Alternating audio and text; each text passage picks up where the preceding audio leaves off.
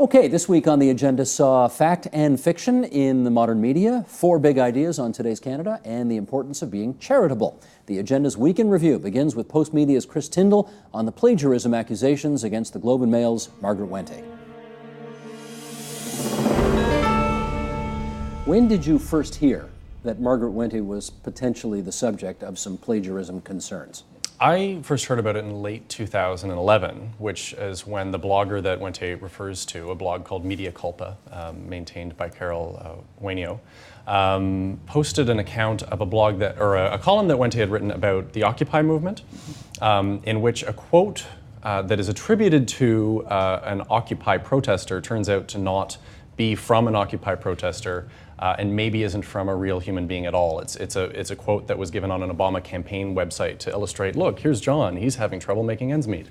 And so that was the first time I became aware of the blog and these accusations. And when you look at that blog, there's a number of different instances where Wainio has put 2 pieces of writing side by side and said, here's what Wente wrote, here is another chunk of text that appeared previously, and it's not properly attributed.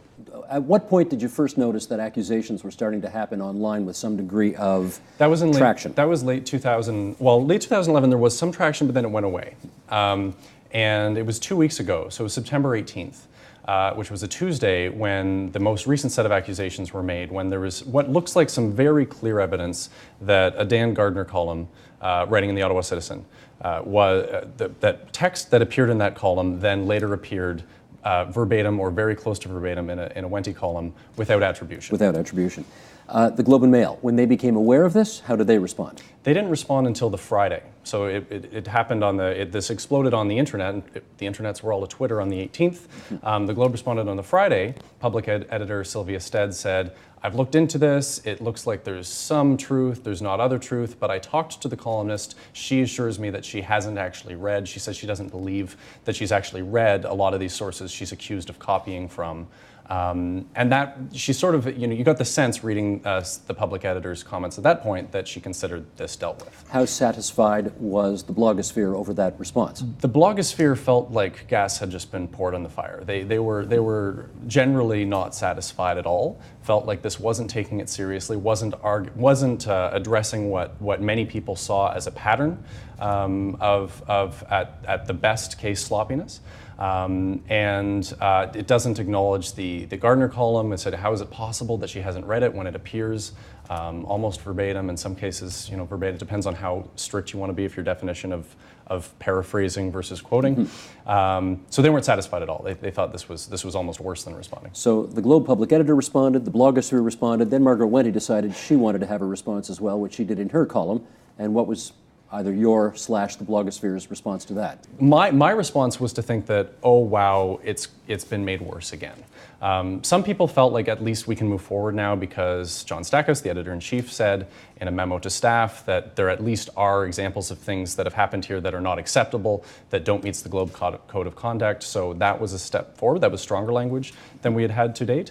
But Wente, in her column, devotes significant energy to actually attacking Wainio and attacking Twitter for pointing out these problems with her columns over the years, and actually says, you know what, this is what you need to understand here. She almost complains about the fact that Globe editors have had to go and investigate these things and make corrections or clarification notes, the Globe calls them, to her columns. While I welcome everybody, and while I'm delighted to see everybody, I feel we should put on the record that we obviously asked Margaret Wente to be with us.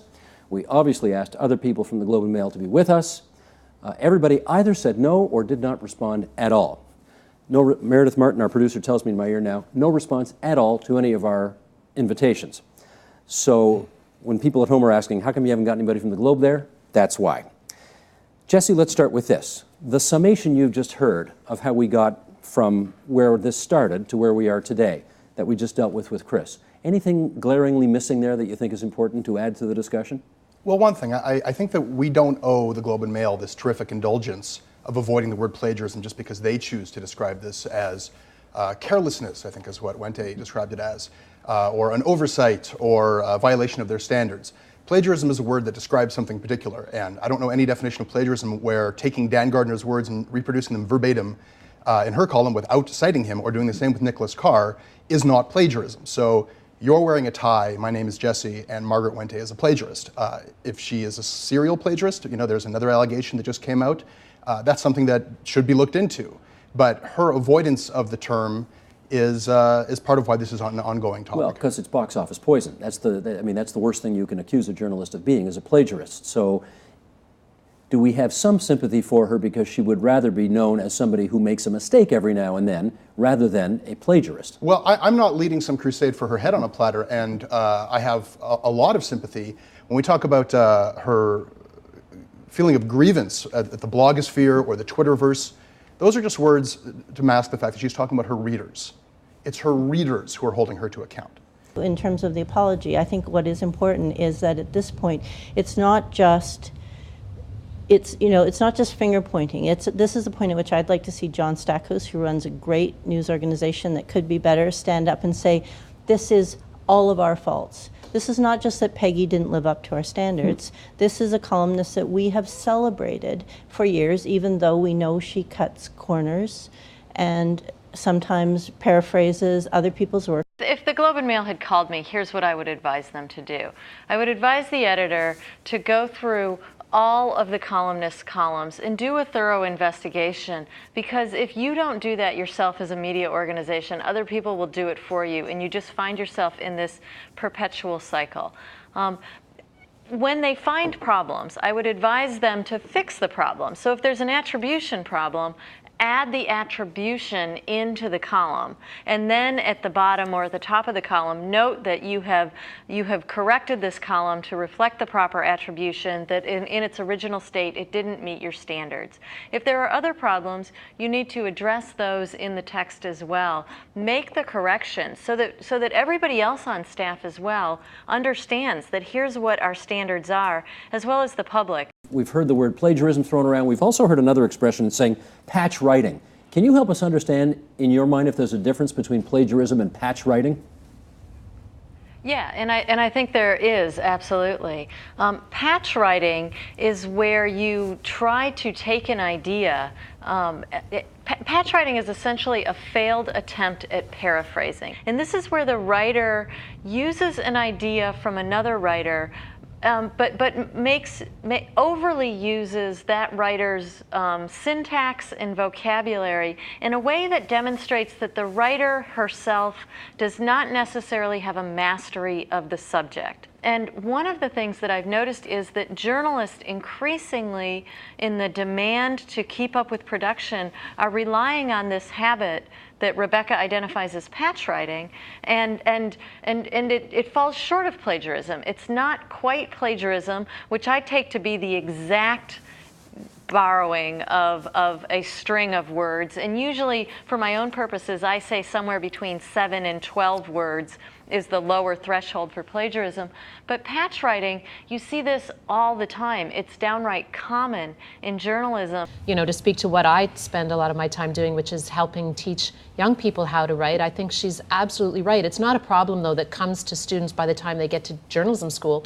It's a problem, or it's a habit. Let's not say, it doesn't necessarily have to be a problem, but it's a habit that is inculcated in kids long before they leave elementary school, right? They're not supposed to use first person. They're not supposed to actually have ideas in some instances. They're supposed to borrow grammatical constructs that use passive voice and not attribute those ideas from wherever it is that they came from. And our entire education system teaches them that. So giving kids confidence, and then as they grow into adults, confidence to express their own opinions, and forms that actually welcome those opinions. So we need a kind of journalism that actually embraces that style, so that the form that we have isn't counterproductive to the truth that we say that we want. We're going to play excerpts from all of your Big Ideas speeches, which took place at the Gardner Museum over the past year. And Armin, you're up next. And you spoke about the social and political implications of rising levels of inequality. So let's hear a bit from your talk, and then we'll chat. Roll tape, please. As incomes, wealth, and power get more concentrated in the hands of a few than at any time since the 1920s, people are rightly calling this the rise of the new plutocracy. And it is a troubling trend, not just because people have more money, not just because it is unfair. It's troubling because it affects justice and it corrupts democracy. The growing concentration of income, wealth, and power changes how influence is distributed. It permits a handful of people to shape the rules of the game for their own benefit while they proclaim this is all about the public interest. Growing inequality, in fact, changes the rules of the game, how the game is played, and most importantly, how the story about how the game was played is told to the rest of us. How commonly do you think it's understood that the 25,000 richest Canadians grabbed a third of all the growth from the best decade of economic growth we've enjoyed for over a generation? How common do you think it is understood that 13 million taxpayers at the bottom of the income spectrum and their children shared less than a quarter of that growth? Okay, Armin, I want to follow up with you to see how much you think this country would be different if the political priorities of the country and of the government would be different if people had a better understanding about the unequal distribution of wealth in the country. I think they'd be more engaged in the political process instead of writing it off. I think the best thing that can happen to the plutocracy is people go, oh, those politicians, they all suck, couldn't care less about it. That's exactly what they want, because actually the plutocrats understand the power of government, the power of writing the rules, and in whose favor those rules can be written and enforced. And many of us just walk away from the political process thinking, this is a mug's game, they're all fools, we hate them all, a pox on all their houses. In fact, if you don't like democracy, get engaged and change it. So a lack of engagement is a vote for the status quo, and the status quo, you think, is killing us. No, actually, quite the contrary. A lack of engagement means that the status quo will get shifted more and more into the hands of those who own things, whether those are powerful corporations, including multinationals, including state-owned enterprises from other jurisdictions, that other people will look after their interests, and the vast majority of Canadians will not have their interests looked after, because the most vocal are the ones that have most of the power and the ability to massage the information and spread it out there as if that's in your interest too. Andrew, how do you see the impact of the rising inequality in our politics in Canada today? Well, I don't agree that there's a huge rise in inequality. You know, we used to talk about inequality in terms of the poor, in terms of the people at the bottom, poverty level. The rate of poverty measured by StatsCan's low-income cutoff, which is often criticized for being a moving target, but so take that as being on the side of the, if you're looking for inequality, has gone down from 15% to 9% over the last decade. It's the lowest level it's been since 1976. So we don't talk about that anymore. They used to talk about inequality in terms of the division between rich and poor across a no man's line where the middle class is being hauled out. There's no middle class. It's just two armed camps. You look at the measures of the fifth of the population, how much of the income they take, it's stayed static for the last 20 years. It hasn't changed. So now, so instead the conversation shifts, because they can't make the case on those things, to a handful of people at the very top. In this case, in Canada, about the top 1%, and really, in fact, it's the top 1/10 of 1%. And it's taken as given that we should begrudge them that. Well, no, I'm sorry. I want to know how they earned the money. If they earned it illegitimately, if they grabbed it, as Armin said, that'd be one thing. If they earned it by selling products that people want to buy or by doing useful services, I'm not going to begrudge them that. I'm certainly going to want to know what they do with the money. Do they put it into charity? Do they invest in useful companies? Or do they just spend it all on themselves? But the mere fact that they're earning the money, it seems to me, is a pretty barren and empty premise. So no, I don't agree that there's some terrible increase in inequality. If you want to know where the power is in the stock markets nowadays, it's not with a few handful of plutocrats, it's the pension funds. Who do the pension funds represent? The workers who are the membership and the beneficiaries of those pension funds. You want to come back on that? Yeah, I would love to, actually. I actually found the column that you wrote last fall, almost a year ago today, quite interesting. And, you know, the fact is that even your column showed that median family incomes are today lower than they were in 1976. And when you consider... We had two recessions between 1980 and 1992, but I'm not going to allow people play with numbers. There was two recessions between 1980 and 1992. That's going to cause all kinds of harm.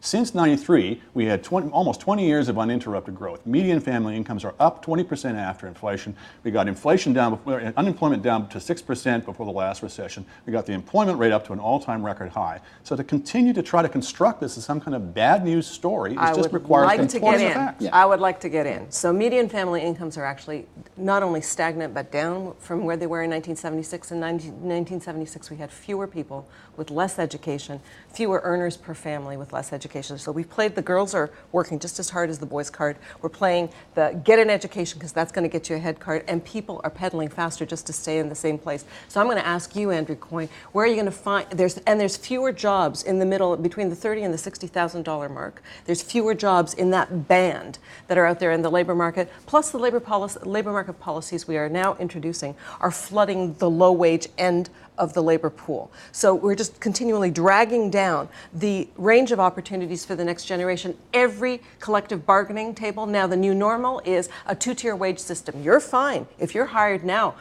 you're okay. But the next generation of people that are going to get hired, lower wages, lower benefits, lower pensions. But the economy is growing. So how are we going to explain to the next generation that there's no middle class for them, or a much smaller one? How are we going to explain that the rungs on the ladder to go from the bottom to the top are getting further apart? And with respect to your poverty analysis, it's true that the low-income cutoff that you have used, which used to be the gold standard for measuring poverty, shows that that poverty has declined since 1996. Well, 1996 was the high watermark. So if you're going to start that as your benchmark, if you compare it to 1989, we're kind of where we were in 1989. And if you start using the measure of poverty that is being used now internationally, the low-income measure, you'll see that since the mid-1990s, poverty, whether you're talking about working-age population, seniors, or children, has been on the rise. So start using it in a way that we compare it to the rest of the world. We got nothing to crow about. One more comeback, Andrew. The StatsCan LICO was the one that every poverty organization in Canada has used as the gold standard over the protests of people like me who said it's a moving target. It continues to rise as incomes rise. Because it's based in 1992 and it hasn't been rebased since 1992. It's now, contrary to the statements you've just heard, it's at the lowest level at least since 1976. It's not the measure that's being used anymore. Well, then we'll use other measures, and I can assure you the measures will also show one-half median income will also show. Market basket measures will also show. I'm happy to send you the charts. Okay. Anyway, the point is what we're looking at in the next 10, 20, 30, 40, 50 years is not going to be unemployment. It's going to be labor shortages. When we're having the working age population shrinking as a proportion of the population, we're going to be searching for every available person hour of work. So unemployment was last generation's problem. That's not the problem looking forward. Workers, people going into the workforce in the next 10, 20 years are going to be in a very good position in terms of getting jobs. The difficulty is going to be they're going to be having to pay for yours and mine pensions and health care. Yeah, but you know what Jesse Jackson used to say, we had full employment under slavery too. Just because you have a job doesn't mean that you've got a living wage. Let's get John Ibbotson to break the tie here. John, you want to come in on this? Not a chance on that, no. But there was one earlier point that I do agree with, and that is the notion that there is an elite that continues to understand the power of politics.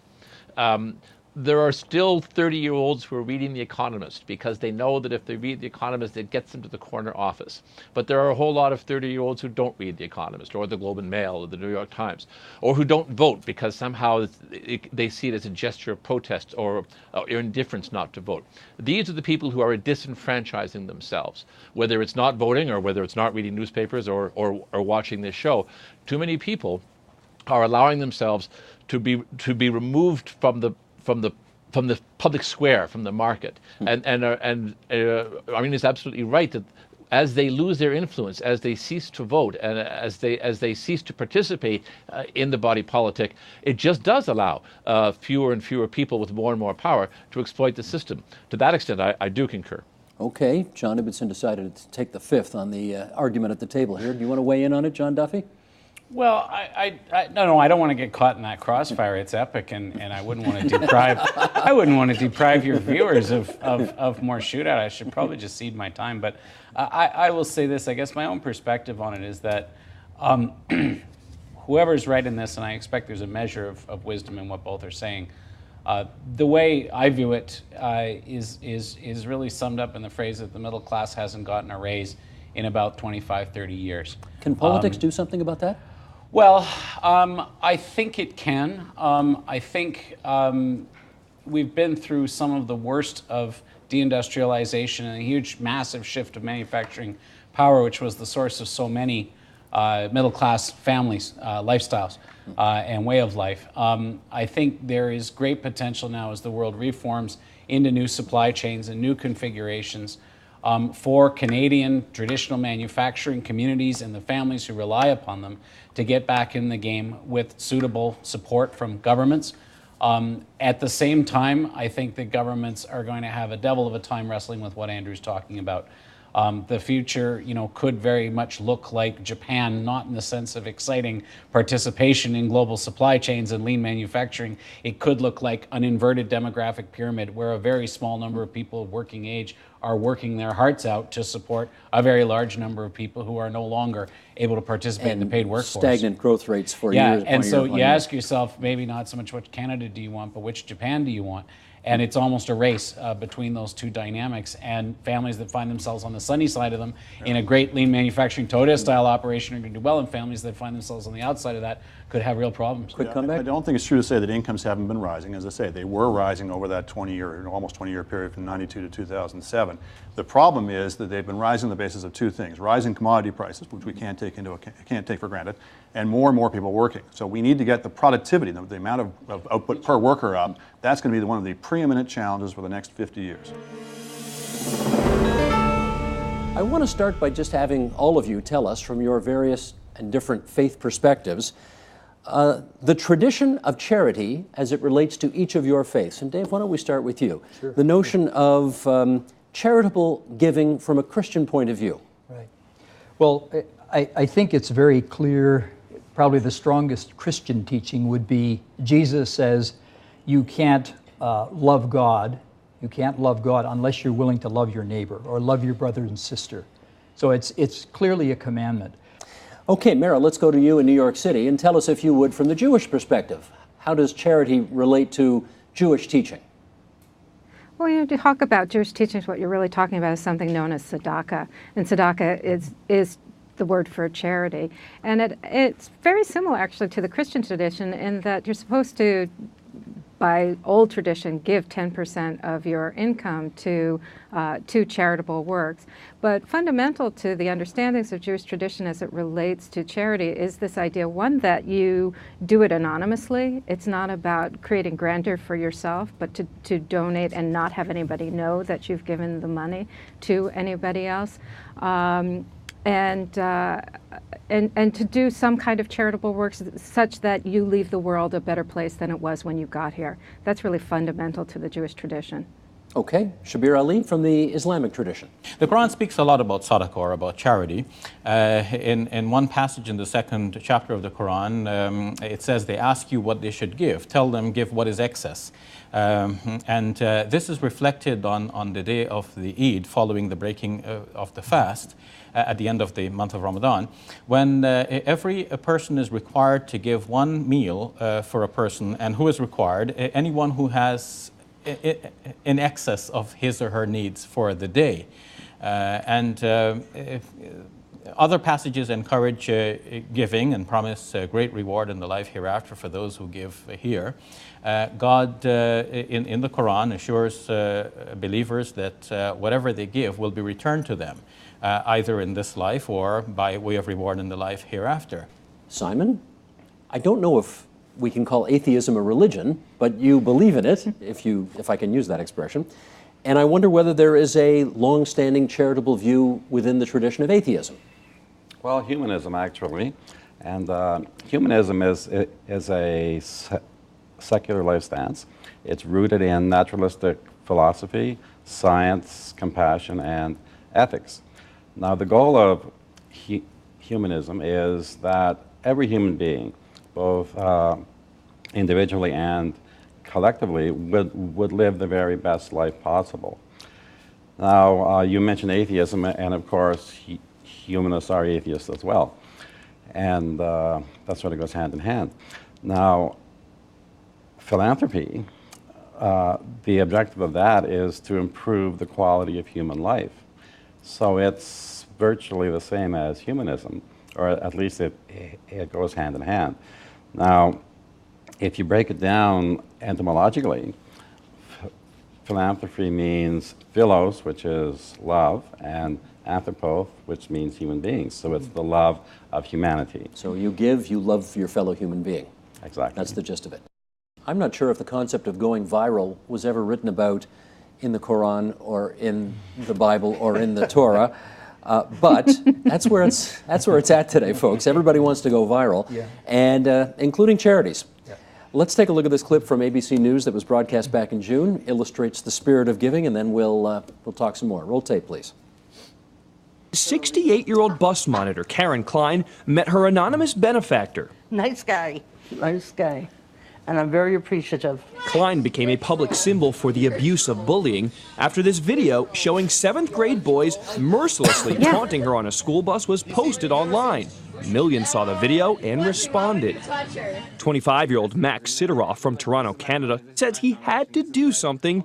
He was once bullied too. I know how it feels, and nobody should go through that ever. Sidoroff set up this website asking for donations to send Klein on a vacation. I don't think anyone expects anything like this. His goal? Just $5,000. But in under a week, he raised $250,000. Klein has 8 grandchildren, one with Down syndrome. She says she will donate part of the money to support research. An astonishing story. Simon, is this where charitable giving is headed? I don't think it's headed there per se. It's a wonderful story and wouldn't have been possible 20 years ago, for sure. And we can certainly put causes out there, but I think this cause struck a chord. One, because it was about bullying, which is becoming more noticeable in our society today. And there was the actual video of this poor woman being bullied. And that goes back to what I said about that we are naturally generous, naturally caring. So when people saw this, they had no choice but to, I would say, no choice but to react. If they could afford to give $10 or $20, they did. And it just shows how many people did react to that. Now, if this will be a trend in the future, we'll see more of it, I'm sure.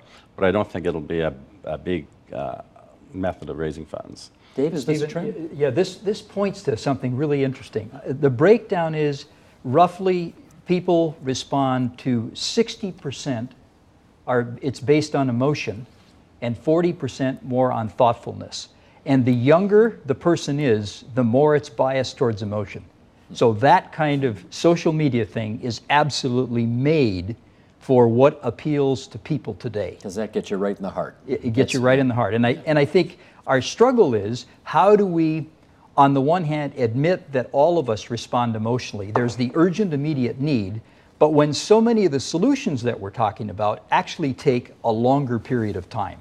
And that's the challenge for many charities, certainly for us at World Vision, is how do we help people understand that and not simply be satisfied with the emotional payout for doing something really quick. I fed a child today, or I helped a woman who was bullied. As important, I never would want to say that's a bad thing, but that's the challenge that I think we're facing as we look at this. Well, let me take it even a step further, and I don't want, Mara, let me bring you in on this, and I don't want to sound like I'm being overly critical of this guy, but again, we talked earlier in the program about a hierarchy of giving, where anonymous giving is the highest form of giving, and getting your name on the side of a building is a lesser honorable way of doing it. The guy who raised all that money for the woman on the bus was on every morning show, was on all the time. I mean, this guy, God bless him, he did a great thing, but he sure got his 15 minutes of fame. Is there an element of narcissism in this kind of charitable giving that you find somewhat concerning? Yeah. Well, in this particular case, I certainly do. But I think on most of the sites where this kind of thing happens, there's something that parallels the viral issue, which is crowdsourcing. And there's the whole idea of crowdsourcing for good. And that's where people can go to individual sites and as a group donate little pieces so that they ultimately help someone, which I believe is where this kind of thing started. But on a smaller scale, it's websites like DonorsChoose.org, where people can choose a local school classroom, and they can donate $25 or $50 or $100, and that will help buy musical instruments or school supplies or whatever it is that that individual classroom needs. There's another one called hopemob.com, which also does the same sort of thing. But in those cases, people, you can be anonymous or as forthcoming as you want to be, and if you do happen to donate a lot of money to something like DonorsChoose.org, the school children will write you little thank you notes, which is really very lovely. But to do this in order to get your name or to appear on the morning shows, I think that sort of loses what you're trying to go for. Certainly what we were talking about in terms of religious charity at the beginning of the show. Yeah, Shabir, this is a happy story, but on the other hand, how much are we willing to overlook the fact that somebody is basically saying, look at me, I'm a very charitable, wonderful, giving, kind, terrific person. you know, it's not that they don't believe in the cause, but, and I'm not accusing this guy of doing it, but you know, yes, some people want to be out there. Yeah, I also don't want to judge the individual Yeah. because people think of things differently. It could be that he started out with a total sense of anonymity. He just wanted to help this woman. She was the focus. And then he became famous by doing this. People were interested in the story and interested in the man behind it all. And you know those media, they're hard to say no to. Once they start asking for interviews, oh my goodness. Yeah. Yes. And even his appearance on the shows may be for the purpose of, in his own mind, to help others to think about doing such charitable things, and not necessarily for his own fame. But in religion, we are taught to give as much as possible in a secretive way. But we're also encouraged to give in a public way, and I'll explain that. First, the secret way is what most people know. A tradition says, attributed to the Prophet Muhammad, says, give with your right hand such that the left hand doesn't know what the right hand is giving. So that's the secret giving. But then the Quran also praises those people who give secretly and also openly. Imam al-Ghazali, one of the greatest Muslim theologians in history, wrote in his book, The Revival of Religious Sciences, that in a public gathering, it is actually preferable to give publicly. Because then you will encourage other people to give as well, and so the outcome will be better. Obviously, the outcome from the point of view of the recipient. And so one needs to do both things. Give privately, sincerely for the sake of God, and only God knows that you've done that, but also give publicly so that, yes, a name is there in a hospital building, and everyone gets the message that this is due to somebody's charitable donation, and perhaps I can, in my own way, give something for a charitable cause as well. In our last 20 seconds, though, Dave, secretly, in the back of your mind, do you think a little less of somebody who's giving with the purpose of aggrandizing themselves and their reputation? I think my first thought really is, who's going to get the benefit? In other words, is there a starving child? Is there a community that's not going to get out of this if they do it, if somebody doesn't give it? I still think that has to be the focus of what we're talking about. And I guess what excites me about this conversation tonight is that we're of faith, some of us have not. But you know what? There's still 20,000 children dying every day. We don't need to change our faiths to get together to say, we got to do something about that. I agree. That's ultimately what this is about. And we have so much common ground together, and it's exciting to be able to talk about this and do this. On that, we say amen. Mara Einstein, thank you for being there on the line from New York City for us, the author of Compassion, Inc., the professor of media studies at Queens College at the City University of New York. And back here in studio, Shabir Ali, the president of the Islamic Information and Dawah Center, Dave Toyson, president, CEO, World Vision Canada, Simon Parcher, president, Humanist Canada. Thanks so much, everybody. That's the Agenda's Week in Review, and you can see all of those programs in their entirety on our website. That's theagenda.tvo.org. Or we've got a YouTube channel. They're all there as well. youtube.com/theagenda.